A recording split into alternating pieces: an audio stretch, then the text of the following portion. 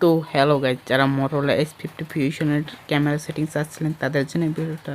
Motorola S50 ফিউশনের তেমন কোনো camera setting নেই, তারপরও আপনাদের দিচ্ছি আমি।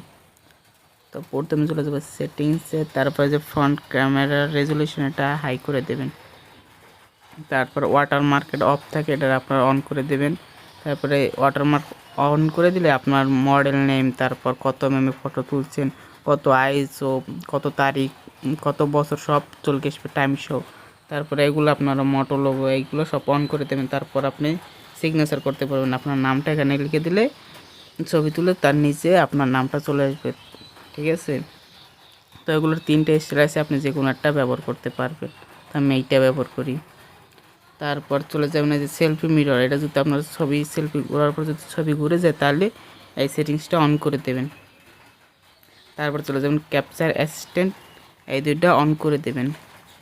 তারপরে এই যে সেভ লোকেশন, যদি আপনি যেখানে ছবি তুলছেন সেটা লোকেশন দেখতে চান তাহলে এইটা অন করে দেবেন। তো এটা আমি অন করে দিলাম। তো এইগুলোই ক্যামেরা সেটিংস। তারপর যদি আপনি ছবি তুলবেন সব সময় এই যে ইনহ্যান্স এইটা অ্যাপ্লাই করে নেবেন, তাহলে বেটার আউটপুট পাবেন ক্যামেরা থেকে। আর ক্যামেরা লেন্সটা সবসময় পরিষ্কার করে রাখবেন ছবি তোলার সময়। তো এইগুলোই Motorola S50 ফিউশনের ক্যামেরা সেটিংস।